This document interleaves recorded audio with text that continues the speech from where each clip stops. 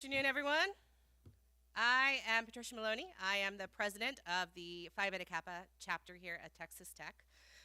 Before we begin, I have been asked to tell you to please turn down your cell phones because we are recording this and the camera will pick up your cell phone if it rings. We would like that not to happen. Before we begin and I introduce Dr. Sullivan, I'd like to tell you a little bit, take 2 minutes to tell you a little bit about Phi Beta Kappa, which is the nation's oldest and most prestigious honor society. We know that PBK here at Texas Tech admits juniors who are 3.8 or over that have the following criteria. 75% of credits in arts and sciences. You need to have more than 4 semesters at Texas Tech. The completion of the math core at courses above 1320 and 4 semesters of foreign language. In any language your little heart desires.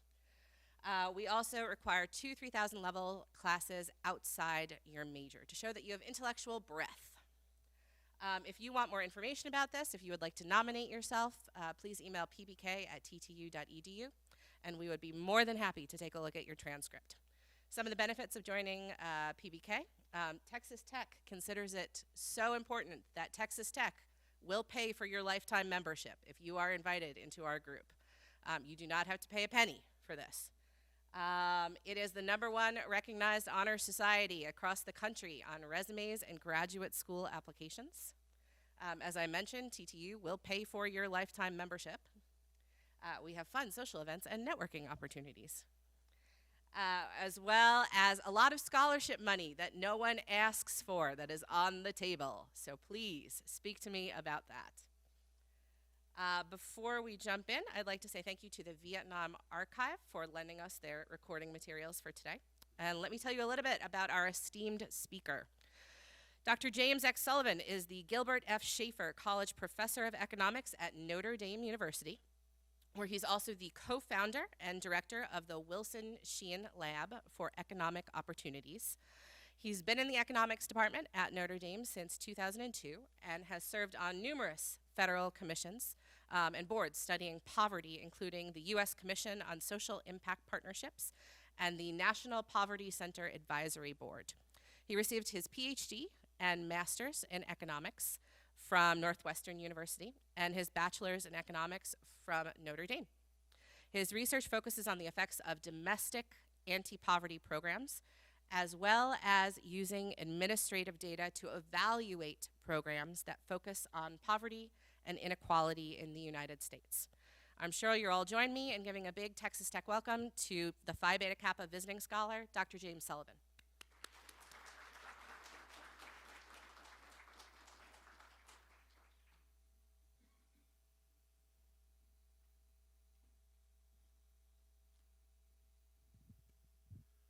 Good afternoon, and thanks for coming. I'm delighted to be here in Lubbock for the first time as a visiting scholar for the Phi Beta Kappa program. This is my 5th Phi Beta Kappa lecture as a visiting scholar. I didn't really know what I was signing up for when they asked me, but basically, as a visiting scholar, they say, can you put together a series of lectures that you'd be willing to give at college campuses that have Phi Beta Kappa chapters all over the country, and I said yes, knowing nothing about Phi Beta Kappa, and learned a lot about the organization. I even joined myself recently, so I'll put a plug in for those of you that are considering. Oops, pardon me. Considering applying, that I would encourage you to do so. But what they asked me to do was put together a lecture that might be of interest to a broad set of disciplines. And so what I did was piece together research that I've been really working on for the last 10 to 15 years that looks at poverty measurement in the United States, and how we've done in terms of improving the economic circumstances of the poor. And it's the kind of lecture I think that would resonate with anyone who's interested in social policy in the United States and the effects of those policies. So fear not if you thought, do I really have to sit and listen to an economist for an hour or so? I think that you'll find this engaging, maybe even provocative. So what do I mean by the war on poverty? Let me give you a quick history on what I would call the America's longest war. In 1964, Lyndon Johnson, in his State of the Union address, officially declared a war on poverty. And what followed from that were a series of policies that really started to form what is a large part of our current federal social safety net. So they passed a series of legislation that launched programs that you may have heard of, programs like the food stamp program, or now called SNAP, the Head Start program that provides early childhood education to low-income children, housing assistance programs, and the Medicaid program, which provides health insurance to low-income individuals and families. One that came along a little bit later, but really has been targeting low-income families, is the Earned Income Tax Credit, which is a wage subsidy that low-wage workers get when they file their taxes. And I emphasize that one because I'm going to highlight it later in terms of the effects of the war on poverty. So we've been waging this war since 1964, and Johnson, to his credit, realized that if he's going to wage a war on poverty, he better be able to measure it. And it turns out in 1964, we didn't have an official poverty measure.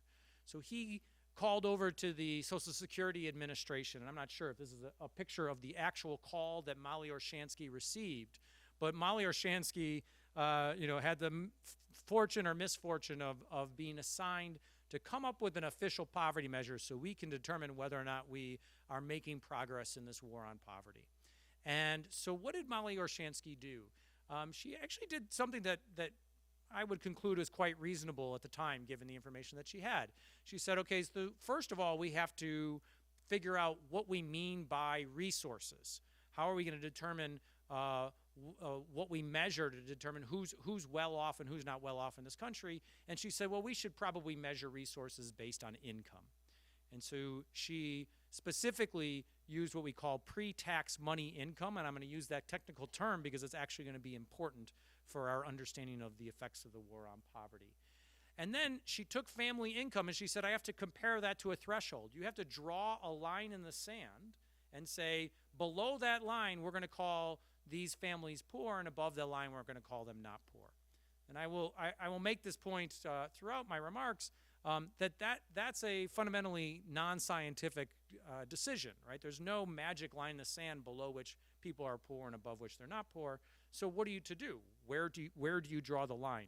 So here's what Molly did. She knew that the USDA was doing research on how much it costs to afford a minimally sufficient diet, so just enough calories so that you were not malnourished. And she took the price of this minimally sufficient diet, and then she also took data on how much people spend on food and noted that at the time, families spent about a third of their budget on food. So she took the price of this diet and multiplied it by 3, and that became the official poverty line. And there were different costs of this budget, of this food budget, for different family sizes. So we now have poverty lines for different family sizes. And all we've done, that is essentially our poverty measure today. It's the same thing that Molly Orshansky came up with in 1964. And all we've done is adjust those lines that she drew over time for inflation. Okay, so today, just to give you a sense, what we have is that the poverty line for a single individual is just over $13,000. For a family of 4, it's just over $25,000.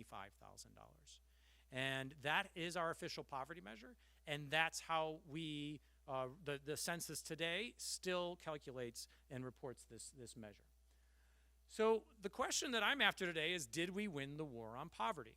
And, I've actually non-scientifically surveyed a number of people about what their reaction to this question is, and the predominant answer I get is no.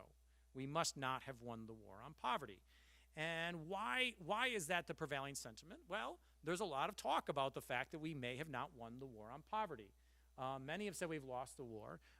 In 2014, when we reached the 50th anniversary of the war on poverty, the New York Times released an article that says, that 50 years after the war on poverty, the evidence is mixed. In the first line, they say that Johnson declared a war on poverty that has largely failed.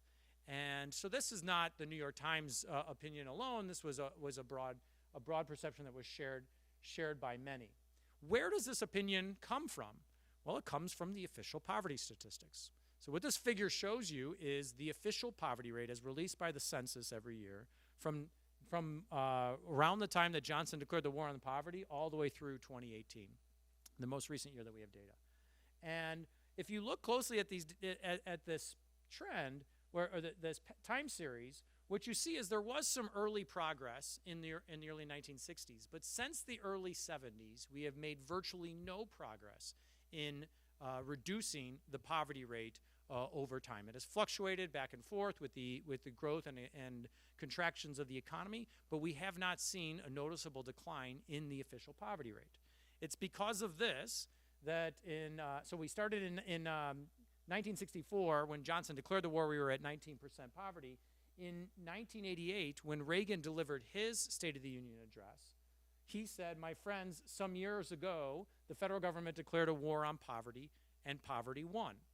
Why did Reagan say that? Well, in 1988, the poverty rate was 13%, which was higher than it was in the early 1970s, suggesting that we've spent all this money on trying to fight poverty, and these programs have done very little to solve the problem. We have lost the war on poverty. And Reagan wasn't the first, and he certainly wasn't the last. If you fast forward to today, the official poverty rate is just below 12%, which is hardly indicative of progress. That rate is still above what it was in the early 1970s. Pretty convincing evidence, perhaps, that we've lost the war on poverty, and many have jumped on this. If you look at a report from a few years ago from the Cato Institute, one of their research declared that we've lost the war on poverty despite the fact that we spend $1 trillion a year on anti-poverty programs. And those dollars go towards those programs that I listed earlier, as well as some other programs that are targeted to the bottom of the distribution. So it's a pretty powerful argument that's being used to inform policy that we've lost the war on poverty. Now, it's much too soon in my talk to think that this is the end of the story, right? That there must be something more to this story. And so let's dig a little bit deeper. Well, there are many flaws with the official poverty measure, but there are two that are most substantive that I'm going to highlight. And I should be clear that although this is kind of a collection of a lot of research that I've done, the idea that the official poverty measure is mismeasured is certainly not my own. The National Academy of Sciences in 1995 released a report that documented all of these flaws in the official poverty measure. And in fact, there's broad consensus among social scientists that the way we measure poverty has a number of flaws. But it turns out that it's pretty challenging to change the way we measure poverty, that it's politically contentious, and any change has some ramifications for who is eligible for government programs, and because of that, it has become really tricky to address these changes. So the federal government can't do it, but we as researchers can make these changes and then say, what happens if we make these changes? Now, the National Academy of Sciences report probably listed more than 10 major flaws to the official poverty measure. I'm going to really simplify this and just point out two that one will help you see that very clearly that it's flawed, and two, why it's important for our understanding of who won the war on poverty. The first is how we adjust for inflation over time, and the second is how we measure resources. So I'm going to take these two in turn, and talking to you about bias in the consumer price index is inherently a kind of opaque economic discussion that I was worried might scare off a few. So I struggled for a bit of how do I describe and explain the bias that results from the way we adjust inflation over time. And it finally came to me that it's akin to something that might resonate with a broader population, which is field goal kickers, place kickers in the NFL. So I'll stop for a second. How many people know who this person is in this picture? Does anybody know who this is? Oh, yeah, Charles? It is the Bears kicker. Do you know specifically who it is and why he's famous? It is the double doink. Cody Parkey, in a playoff game against the Philadelphia Eagles, kicked a field goal that hit both the upright and the crossbar and didn't go in, and the Bears lost. But what do NFL kickers have to do with inflation bias? Well, let me, to help you see that, I want to show you some data. And this is the data on extra points in the NFL for 2 years, 2014 and 2016. And if I were a naive data analyst, I would quickly conclude that NFL kickers have gotten worse. What's happened is that there's been a noticeable and sharp decline in the fraction of extra points in the NFL that have been successful. And there's actually this break between 2014 and 2016. So this happens if I showed you a time series, you could see that there's a jump in that period. Kickers have just gotten worse. Why is that the wrong conclusion? I'm sorry? The rules have changed. That is correct. Do you know specifically what changed? They moved the kicker back, right? They moved the goalpost, essentially, right? They changed the requirements necessary, the distance needed to travel in order to be successful, right? That is essentially what CPI bias, so price inflation bias, has done to the poverty line. Because our price index is biased upwards, it is and we adjust the poverty threshold over time each year because of the price index. We are moving the poverty threshold upward faster than true inflation. We're essentially moving the goalpost back, making it harder to get enough resources to get above the poverty line. Okay? So now, to be clear, one could argue that we should be doing that. One could be arguing that as we have economic growth, we should be raising the standard above which individuals should have income in order to be considered non-poor, right? And that's a reasonable argument that one could make. But it complicates things when you try and say that people are worse off today or no better off today than they were 50 years ago when you're looking at our official poverty measure, because it abstracts from the fact that we're secretively raising the poverty line each year. Okay, to see this, let me show you what happens. So there is a lot. Again, the CPI bias is not my research. In fact, and this isn't kind of like some fringe opinion. The Bureau of Labor Statistics that calculates the CPI has recognized this bias and has changed the methodology over time to address some of this bias. The problem is they don't retroactively change the poverty statistics, right? There are other government statistics where we revise retrospectively. GDP growth is a good example where we revise our statistics. For the official poverty measure, for complicated statute reasons, we don't revise historically. And so the census can't give you a updated poverty measure that reflects the new methods that we use to calculate the CPI. But we as researchers can, so that's what I'm going to do.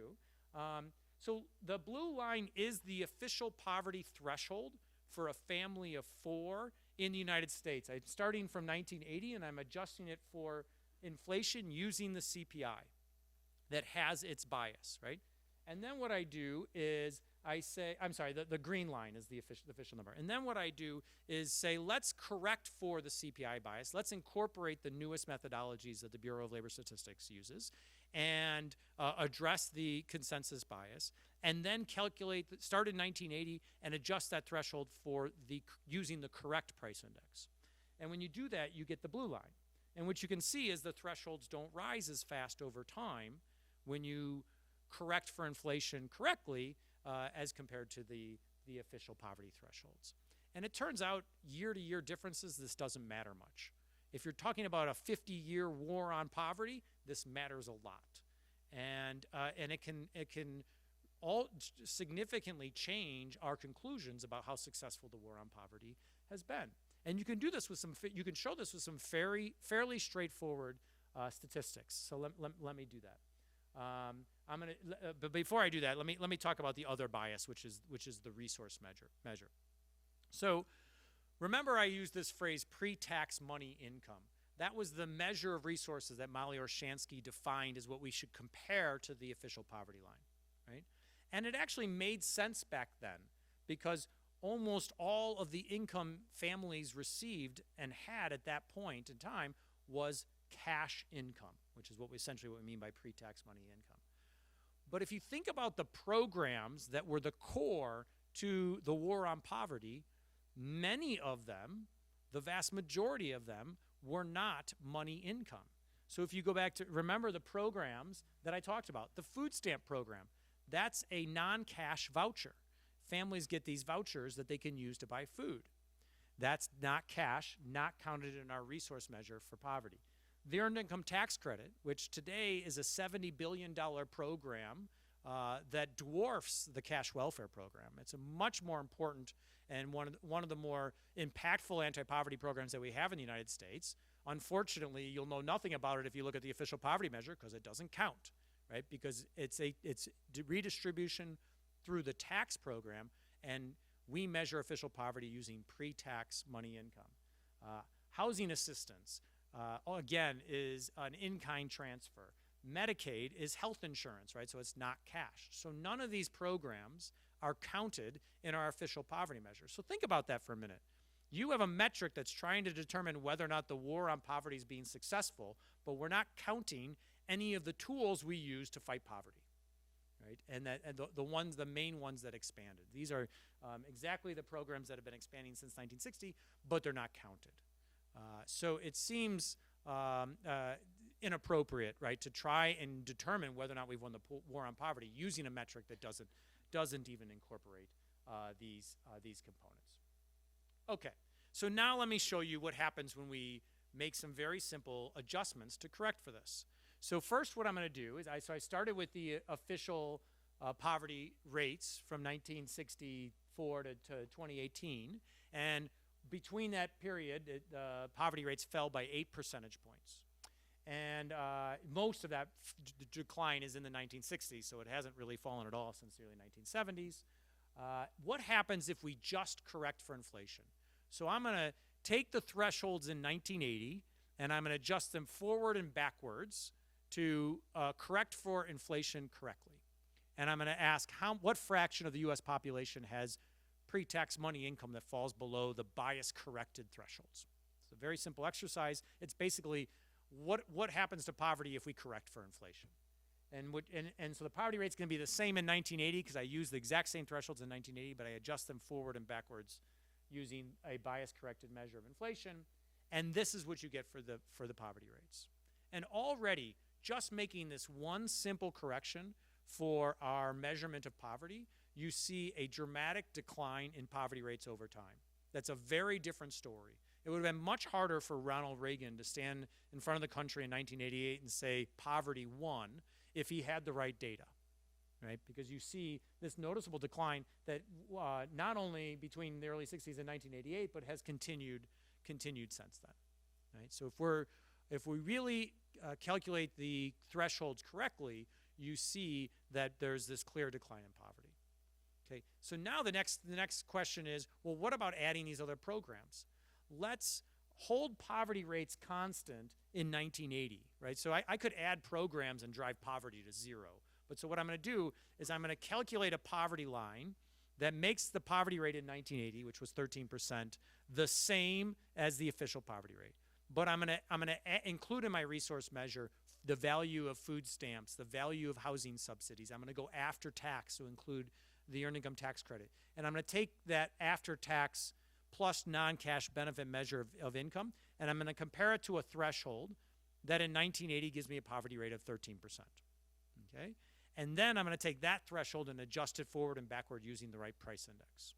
So again, in 1980, the poverty rate is going to be the same. This is going to tell us what impact does incorporating these other programs, the programs that were core to the war on poverty, have on our understanding of how poverty has changed over time. When you do that, I only have the data from 1980, so I first have to kind of zoom into 1980 and then look at what's happened since 1980.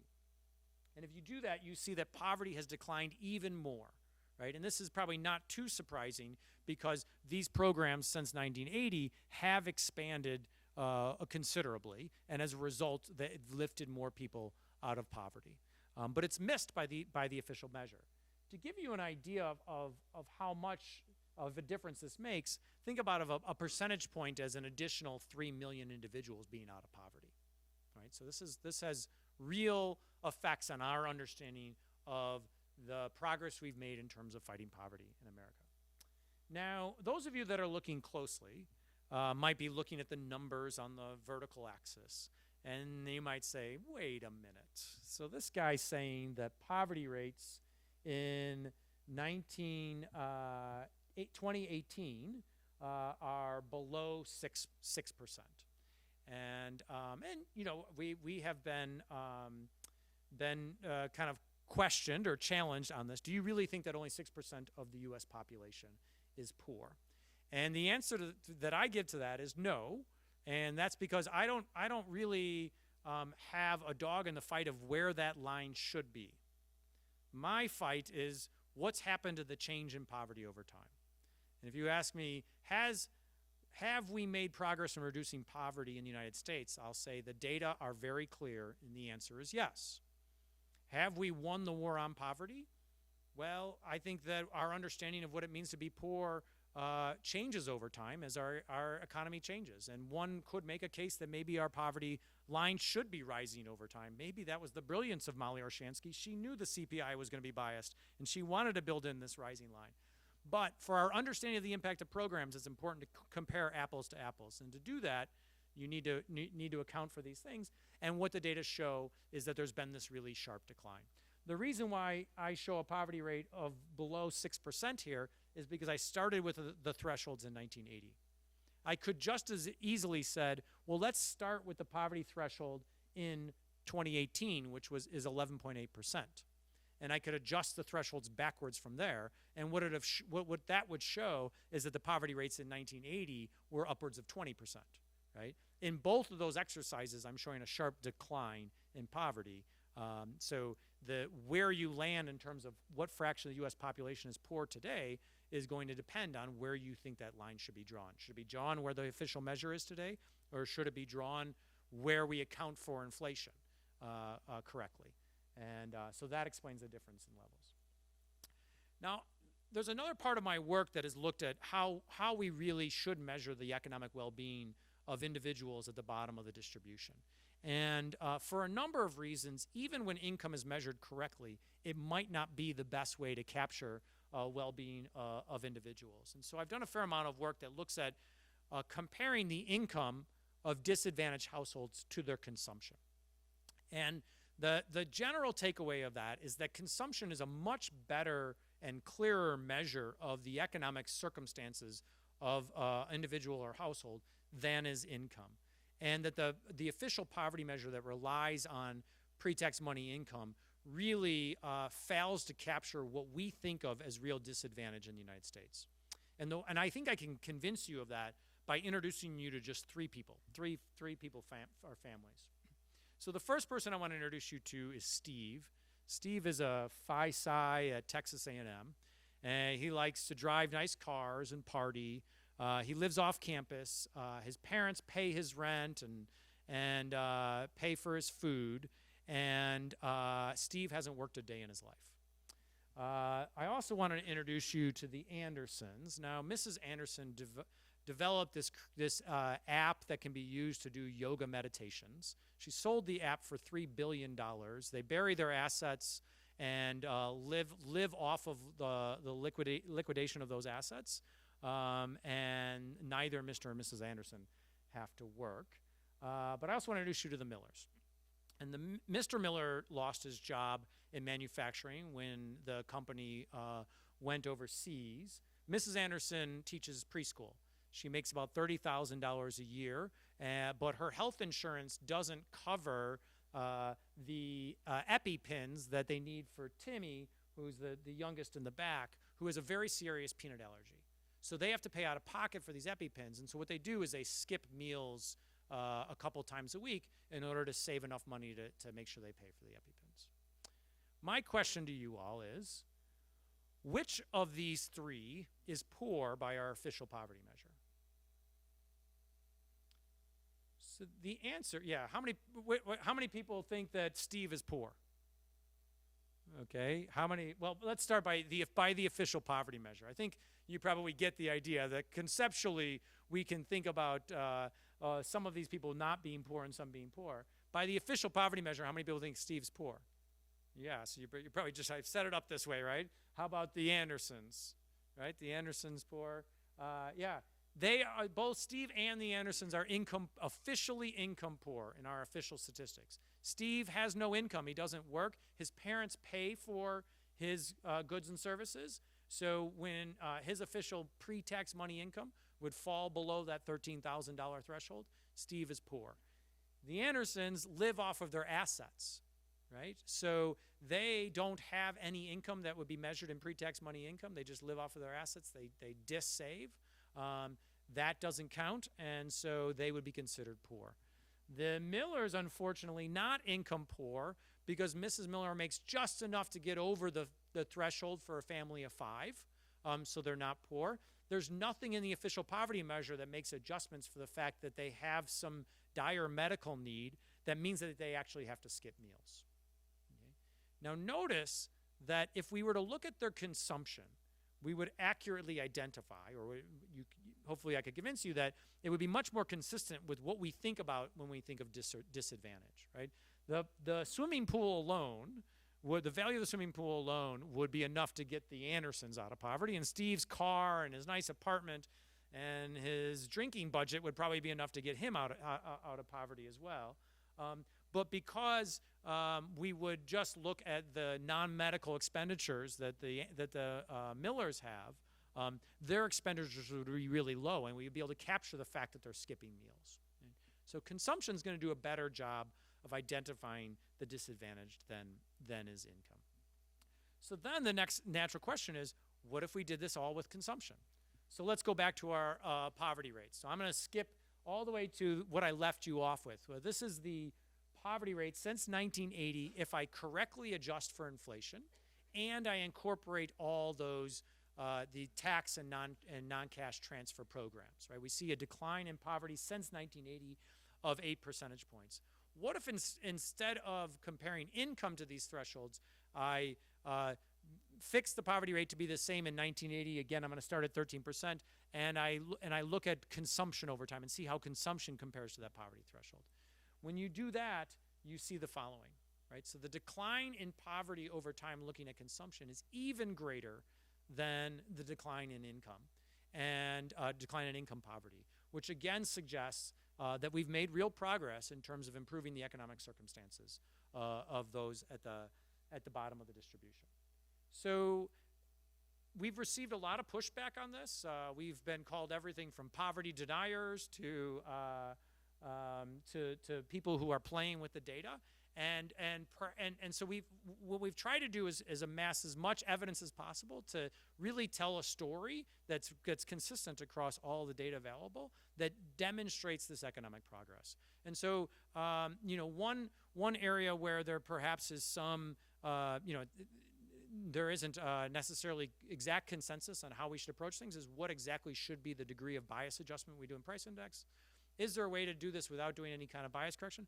Well, let's look at just the certain assets and indicators of economic well-being and how they've changed over time that have nothing to do with dollar values, so I don't have to do a price adjustment at all. So other indicators of economic progress, are they consistent with the official poverty measure that shows no progress or the measure that makes these adjustments? So how big are the houses that individuals at the bottom of the income distribution live in? If you look at the bottom 20%, the bottom quintile of income distribution, in 1981 compared to the most recent data available in 2017, you've seen a 12% increase in the size of these households. This is true if you look at number of rooms, if you look at square footage, the value of the homes. There's a clear indication of an increase. So there's an increase in the value of or the quality of the housing consumption that these individuals have. If you look at another, perhaps an indicator of improvements in quality of life, the fraction of those at the bottom income quintile who have air conditioning in their living unit, that has seen a very sharp rise from about 15% in 1981 to nearly 60% in 2017. So again, an indicator of economic progress. If you look at the fraction of those in the bottom income quintile who own a car, that has risen sharply. I've kind of narrowed it in, so this might exaggerate the difference, about 12% increase in the fraction of those in the bottom income quintile who own a car. If you look at as many independent indicators of economic well-being as are available in the data, the story is pretty consistent, which is that we've seen this sharp increase in the material circumstances, improvements in material circumstances at the bottom of the distribution. If you then ask the natural question, well, if we've made so much progress, what about the war on poverty has made the difference? What's really moving the needle to improving economic circumstances? And there are clearly some programs that are doing more than others. Some of it is just the targeting of the program. So it turns out the food stamp program doesn't do a whole lot to lift people out of poverty. The reason being that the bulk of those who receive food stamps are so far below the poverty line that giving them food stamps doesn't get them over the poverty line. A program that is going to have a real effect is one that's targeting the families that are just below the poverty line, right? So one of the programs that it's pretty clear you can show has had a dramatic impact on changes in poverty over time is changes in tax policy.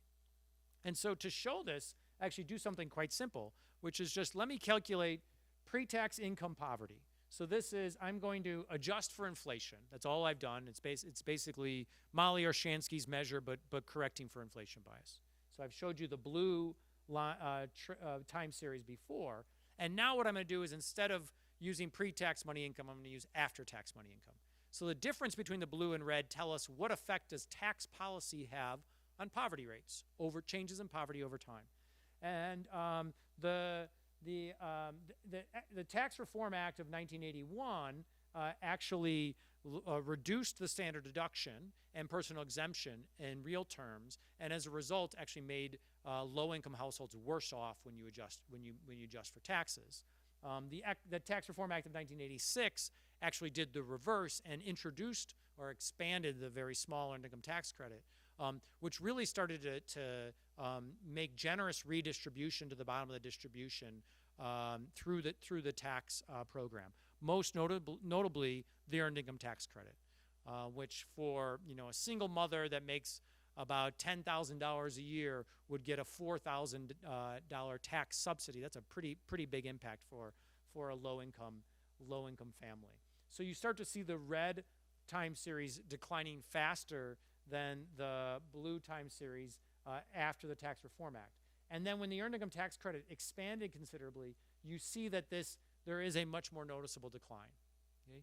Fast forward to today, in the period from 1980 to 2018, the tax policy has led to an additional percentage point decrease in poverty, which again is about 3 million individuals that have been lifted out of poverty because of changes in our tax policy. It has been well documented that the Earned Income Tax Credit is perhaps our most effective program at moving families out of poverty, and it's because of where it targets, right? It targets low-wage workers, which tend to be families and individuals that are hovered at or around the poverty line. Another policy that I'll highlight is Social Security. If you go back to 1964, the demographic group that was clearly the worst off were the elderly. Poverty rates, based on the official measure, were about 25% in 1964. And what's happened over time, somewhat inadvertently, but there have been some expansions to the Social Security program. The generosity of Social Security benefits have expanded in real terms, and you see the impact of that on poverty. So if you look at, again, I'm going to do a very simple exercise. I'm going to report the official poverty, but adjusted for inflation, so that's the blue time series. And then what I'm going to do is I'm going to take out of people's income their Social Security benefits and say, what happens to poverty when you do that? And when you do that, poverty declines by much less than it does if you include Social Security benefits. Okay? And this difference since 1980 is really quite sharp, right? And it's particularly amazing when you think that only a small fraction of the U.S. population is eligible for Social Security benefits, and the vast majority of Social Security benefits go to those that are 65 and over. And so what this shows is that there's been this really sharp decline in poverty as a result of Social Security, particularly for the elderly. if you look at consumption, where the argument for looking is the strongest, is if you look at consumption for the elderly, because many elderly live off of pensions or savings, but they have homes and they have assets that one would want to include in a consumption measure.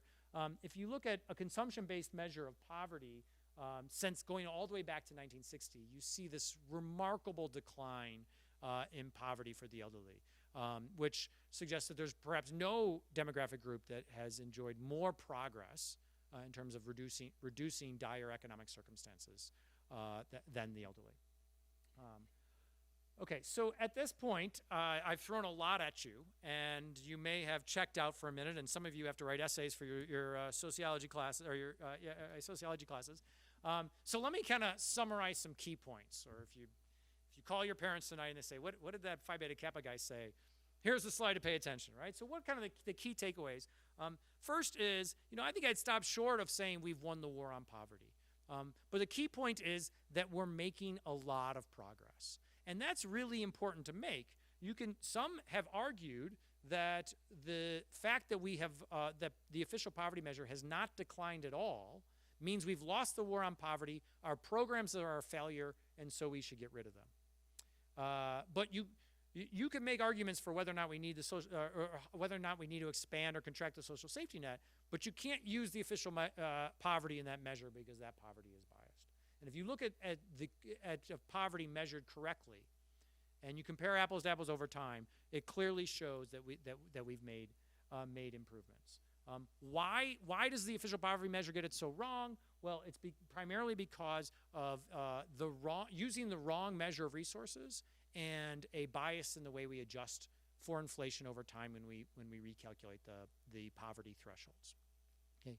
Having said that, it's worth asking how much of this sharp decline in poverty can I account for by looking at all the programs that the Johnson administration launched and those that have been expanded afterwards. And an important point to make there is that I cannot fully account for the decline in poverty. I showed that the Earned Income Tax Credit has played an important role. I showed that Social Security has played a important role. But the fact of the matter is that poverty has declined more than I can account for when I account for all these federal programs. Earned Income Tax Credit and Social Security are really important components of the decline, but economic growth has also played an important role here. And there's lots of talk today about rising inequality in the United States, but I think it's important to acknowledge that even if the rate of progress at the bottom of the economic distribution is not keeping up with the rate of progress at the very top of the distribution, we're still seeing progress at the bottom. And that's really important if you're thinking about formulating public policies, because you don't want to say that we should be contracting social programs because the official poverty measure says that these programs have failed. But it's not solely because of these government programs that we've seen this progress. Economic growth clearly has played an important role in improving the economic circumstances at the bottom. And so rather than saying we have won the war on poverty, the way I like to think about it is that maybe it's time now to declare a new war on poverty. That we think about the economic progress that we've made in this country over the last 50 years and say, okay, we've made economic progress. Let's redo the exercise that Molly Orshansky specified. Let's come up with new poverty thresholds and say this is now our new goal, and then see how we do. And say, as a rich economy, we should expect a certain level of economic well-being for the most disadvantaged in this country, and we should design a set of policies and programs that support that level. But what we certainly don't want to do is dismiss any of the efforts that we've done in the past simply because the official poverty measure says it doesn't work because of the underlying bias in those measures. And so with that, I will stop and take questions.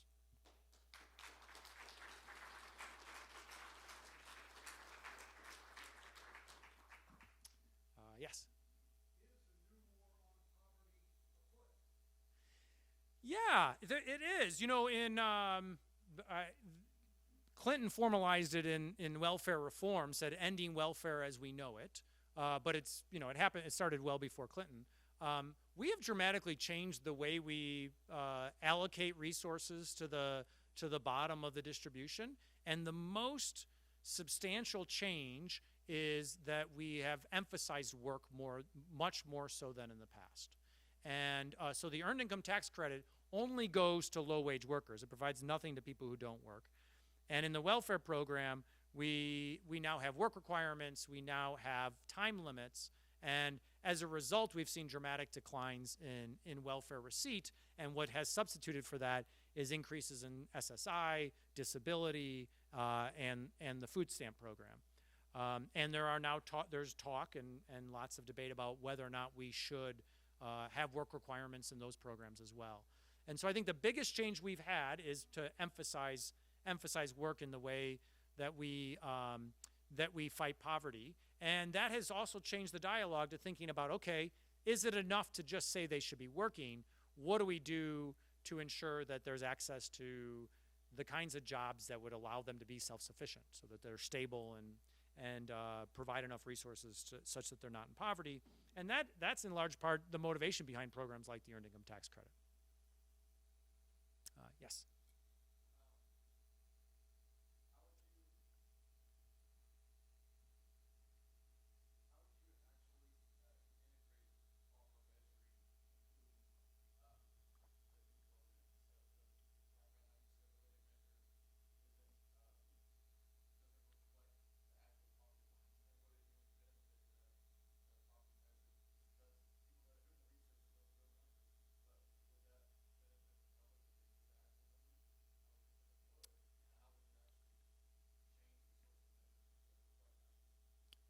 Yeah, so, we've been at this now for over a decade. Oh, sure. So how can we incorporate these measures to maybe increase and improve the understanding from both policymakers and the broader public about, the effectiveness of policy and how we might design new policies? And I talked about how it's politically challenging to change the official poverty measure. The census has since released what they call a supplemental poverty measure that incorporates some of these things, but not all of the factors that I've mentioned. The Council of Economic Advisors report under both Obama and Trump have now cite our statistics and have acknowledged that poverty has declined. So the interesting I think caveat here is, although both sides of the aisle are acknowledging now that we've actually seen these declines in poverty, the official measure is not doing that. I think there's two things that the census should be doing. One is that we should not be relying on a single statistic to inform the design of our social safety net. So we want to measure lots of different things, and so that means we want to be measuring things like health and education and access to jobs and things like that. And I think all of those should inform our understanding of how well we're doing as an economy grows. How are we doing in terms of serving the most disadvantaged? But at the same time, there's been some movement in Europe to come up with these multifaceted, multidimensional measures of poverty. And they can, infinitely complicate the problem too. So I still think that there should be a consensus measure that is released that is the official poverty measure. And we're actually working with Congress now, and there's a few pieces of legislation that have been proposed to construct a measure that incorporates exactly what I just showed you. So it's consumption-based, where the thresholds are adjusted over time, accounting for inflation bias. And because it's consumption-based, it's going to incorporate all of these programs to the extent that those programs affect households' consumption. Yeah, and then we'll go. Even though you're wearing a Michigan sweatshirt, which is, you knew the guy from Notre Dame was coming, and you said, I'm going to wear this today.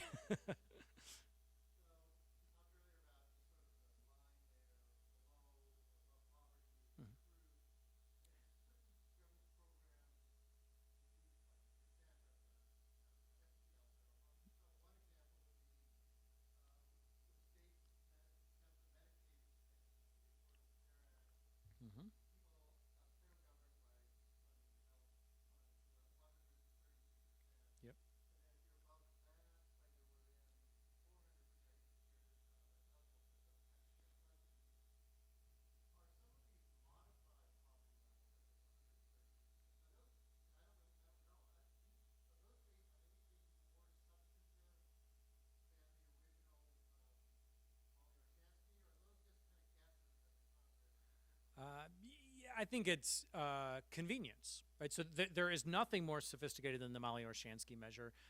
The way it's typically approached is, do we want, where do we want to target these resources? And it's not just Medicaid. So food stamps is 130% of the poverty line. School lunch program varies across states, around 180% of the poverty line. So all of these programs define eligibility as a percentage of the poverty line. And it's really convenience. It's like we need to draw a threshold. Do we want that threshold to be at or where the federal poverty line is today? Do we want it to be higher? Do we want it to be lower? So in many states, TANF, the cash welfare program, it's below the poverty line in order to be eligible. And so it's mostly convenience. There's again no scientific line that where it would be good to target Medicaid and not target Medicaid. So it becomes a question of how generous how far up the income distribution do you want to move? But a really important caveat to this is that what the research that we're doing says nothing about how generous government programs should be, right? We're just trying to show you what's happened in terms of our progress. But what people do, a takeaway that has been has come out of our research is that, so you're saying that the poverty thresholds are too high. Let's lower the poverty thresholds and therefore lower the eligibility for Medicaid and food stamps and school lunch and all of these programs. And that's a separate debate. How should we target these programs? But it's precisely why no administration has been able to successfully change the poverty measure, because it's not just as simple as, wait, you're measuring it incorrectly. Let's just there's a consensus here. Let's just fix it. Because as soon as they fix it, then they have to debate about, well, what does that mean for who's eligible for all these programs? So it just makes it politically contentious. Yes, Steve.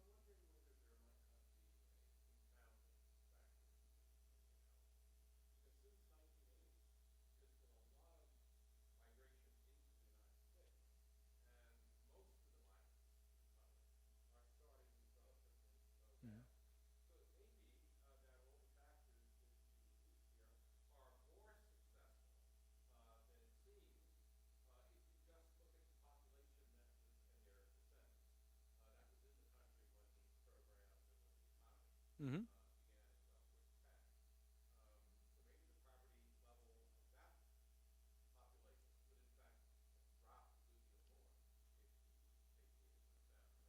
Yeah, so one of the things we do in all the papers is do all of the heterogeneity analysis. How does this differ for different demographic groups? I highlighted the decline for the elderly. Another group that actually has seen the very sharp declines are single-parent families, but that's in part because they've consistently been the most disadvantaged. So they started from a really high point, and they've seen their poverty rates decline. Interestingly enough, single individuals have enjoyed the least amount of progress. If you look at this for natives versus immigrants, you do see that the decline for the native population is slightly greater, but it turns out that even though that we've seen significant immigration, it's not enough relative to the size of the U.S. population to significantly move these numbers. Charles.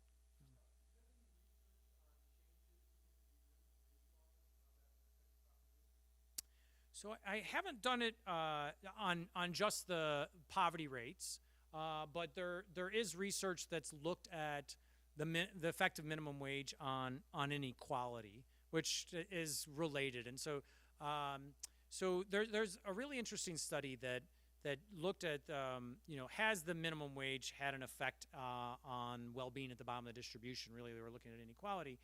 And what they did is they compared workers in states that had high state minimum wages, or they had high wages, so still like the upper Midwest, that such that the minimum wage was not going to be binding, compared to states with low wages, so that the minimum wage was going to be binding.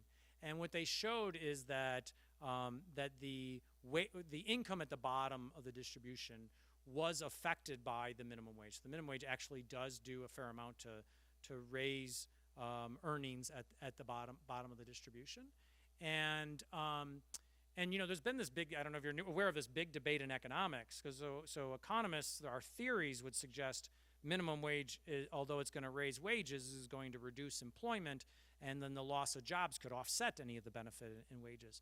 And the big debate in economics is because when you look at the data, you actually don't see anywhere near as pronounced an effect like that as expected. And I think the consensus amongst economists is that as long as the minimum wage is not too binding, which means as long as you don't raise it up too far above what would be the market wage, the prevailing wage without the minimum wage, firms find a way to adjust on other margins, and you don't see these large employment effects. But if you were to raise it high enough, so some of the experiments that have been done more recently in Seattle is probably the most recent, there have been some concerns about declines in employment because they've raised the minimum wage high enough that firms are now, instead of finding other ways, they're substituting out of low skilled work into technology or other options. In the back, yeah.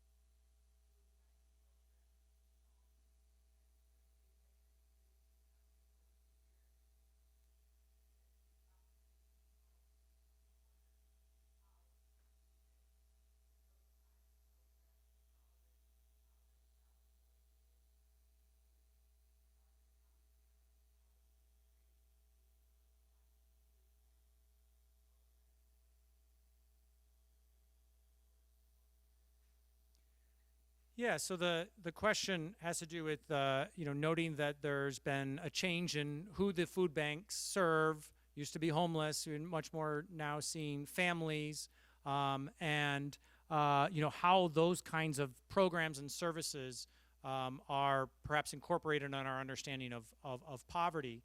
And when you measure poverty, it's the resources that the family has. So none of the measures I showed you would really capture the value of food that is provided for free through a food bank. So it would be missed. One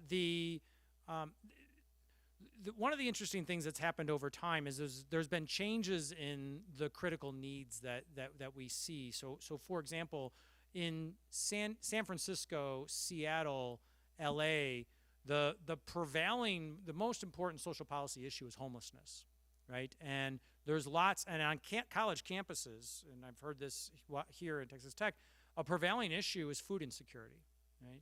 And so one of the points that I want to make clear is that just because we've made tremendous progress in the war on poverty doesn't mean that we're done, doesn't mean that the economic circumstances of the most disadvantaged among us are good. What they mean is that they are much better than they were in the past. Now, with a dynamic economy, so kind of getting to your food bank example, with a dynamic economy, what happens as the types of skills that are rewarded in the labor market change, there are winners and there are losers. And so there are certain towns and communities that have been devastated by economic change. I live in South Bend, Indiana, where the major employer in the town went belly up in the mid-1960s, and it only now is recovering, right? And so there are clear examples where communities and individuals and families are struggling, where they have to rely on the local social safety net really to make ends meet. But that shouldn't abstract from the fact that overall in this country we've made significant progress in improving the economic circumstances at the bottom. Yeah.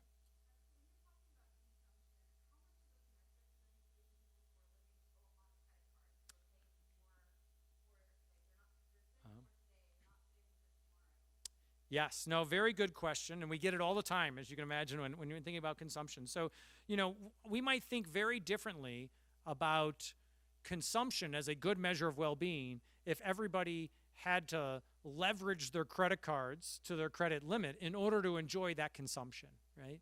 And so we have done a lot to look into this. And, I don't want to minimize the importance of families and individuals being overextended in credit markets. But it turns out that is predominantly a middle to lower middle class issue. There are many low-income families that have access to credit, like the most common example are payday loans, and many that use those. But the amount of resources that are provided to these very low-income families through payday loans are small relative to their overall budget, that they're not going to change perceptively the measure of consumption that we use. If you move up towards the middle class, you talk about move above the bottom quintile, now you have lots of examples of families who've bought houses they can't afford, particularly when the adjustable rate mortgages start adjusting, who have trouble, they're food insecure, right, because they've overextended it in other ways, and have borrowed too much for their education and can't afford to put that off. So it's a really important issue. It's not so critical to the way we measure poverty when we focus at the very bottom of the distribution. Yeah.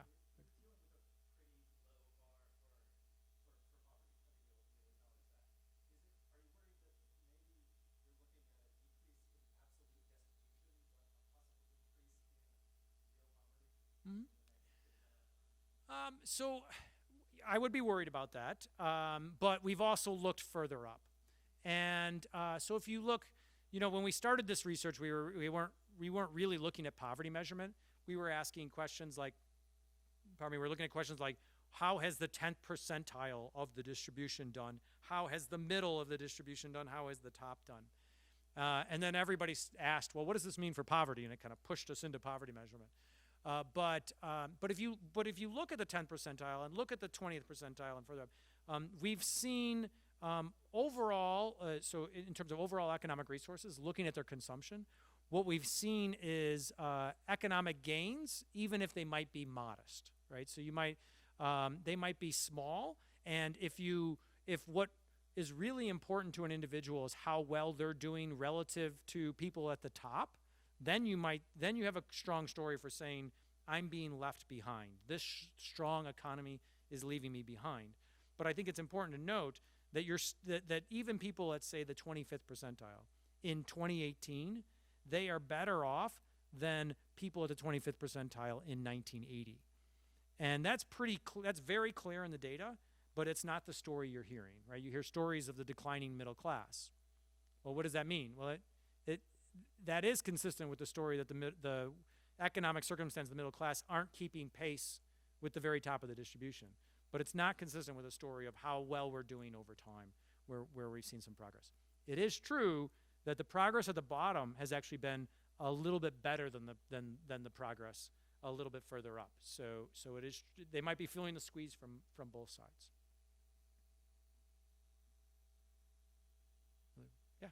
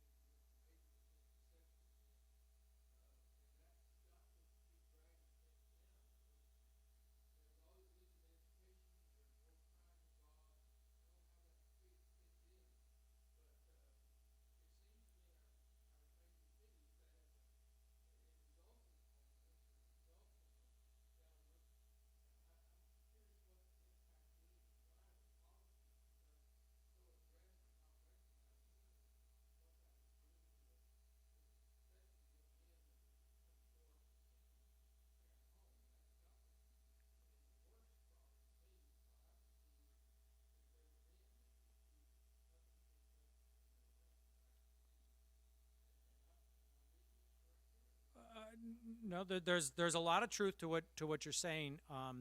If you wanted to, randomly assign a kid to a household and ensure that their outcomes are as bad as possible in the future, you would randomly assign them to a high school dropout single mother, right? Because of the economic circumstance, the life prospects of somebody who's born into a household with a single parent who is low educated, so that their job prospects are not strong, are really bad. And if you look at that, as I mentioned, the poverty rates for those for single mother households are the highest amongst various demographic groups. We've seen a decline. They're not overrepresented amongst the homeless, because the homeless are disproportionately represented by those with substance and mental health issues. But they are overrepresented amongst all of the government programs that, in terms of dollars received, that emphasize. And there's also an important point about marriage and family that I want to make, which is that if you look at the decline in marriage over time and the rise of divorces, it's really concentrated in the bottom of the distribution and those less educated. If you look at college graduates, we've actually seen a decline in divorces, so a rise in marriages that succeed amongst college graduates. And what this is doing is just exacerbating the differences in long-term outcomes for children born into low-income families and high-income families, because they have few resources, right, which holds back their economic prospects, and they're in a single-parent family, which brings with it a number of other challenges. So what are policymakers to do about it? I think one of the reasons why the safety net has not addressed this is it's a complicated issue to address. There are not clear policies for promoting marriage the way that are evidence based, the way that there might be for increasing work, for example, or increasing earnings, or increasing income. But one thing that they've done is to try and reduce the marriage penalty that is implicit in a lot of these programs. So for a long time, you could not receive welfare benefits if you were married, and then they relaxed that constraint somewhat. The earned income tax credit is not dependent on you being a single parent. There are some inequities in the tax code that favor that now much more favor married couples than it used to in the past. And so there's been some acknowledgement that we can address these things. So we've tried to eliminate some of the disincentives to marriage, but finding ways to counteract the secular trend that is the rise in single-parent families, particularly amongst low-income and minority populations, I think is a critically important policy challenge that we don't have the answer to just yet.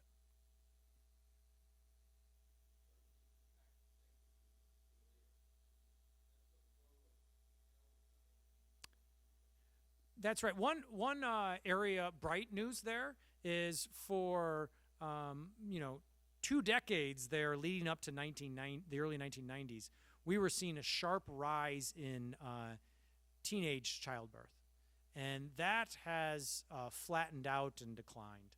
And so if there's anything we've made progress on, it's in teenage childbearing, where that's even more risky, right? So if a young woman has a child before they graduate from high school, the prospects for that woman and the child of ever being out of poverty are really low. Other questions?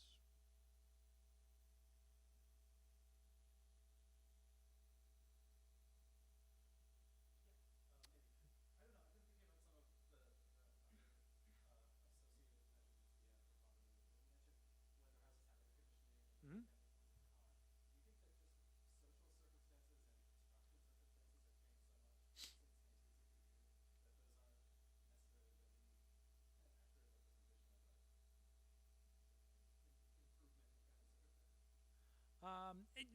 That's a fair criticism.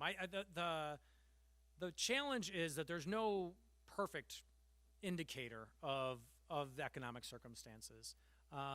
What I can tell you is, no matter like if you use all of the descriptive statistics of housing characteristics of individuals in the bottom of the income distribution, they all show a very consistent pattern of higher quality housing. So it's pretty clear that the quality of the housing that the bottom of the distribution consumes is higher today than it was what was before. The cars, I think, is a fair criticism because as we emphasize work, and particularly in areas where there isn't strong public transportation or where the jobs that could be available for them isn't where they live, right, you need a car, right? So now the car becomes an important component of being able to work. But I think where the compelling evidence lies is across a large number of these. So I think you could pick any one of these characteristics and say, well, that doesn't really reflect improved economic circumstances.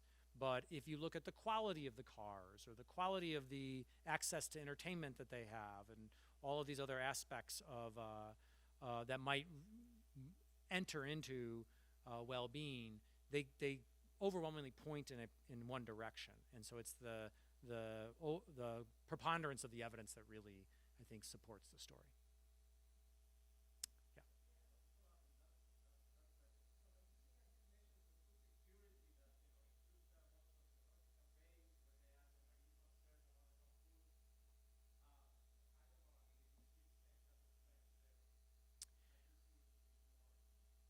Yeah, so the long-term trends in food security that are available in like census data are actually pretty flat. And there's this weird blip up that most people think because it just happened in 1 year and it's just a level shift that it's a change in the way they ask the question. But it's a non-trivial fraction, right? So those that are food insecure are often not the same group as those that are poor, right? And so that kind of speaks to the changing way that individuals interact in this economy. There are many college students that report that they're food insecure, and it may not be because they're malnourished, but it's because of growing uncertainty. And there's a whole literature on the fact that maybe income has gone up, but it's become more volatile. And if it's become more volatile, well, then there's greater uncertainty, and that leads to declines in economic well-being. And those are not directly reflected in the measures that I report, and would be certainly relevant for thinking about the design of policies to improve economic circumstances.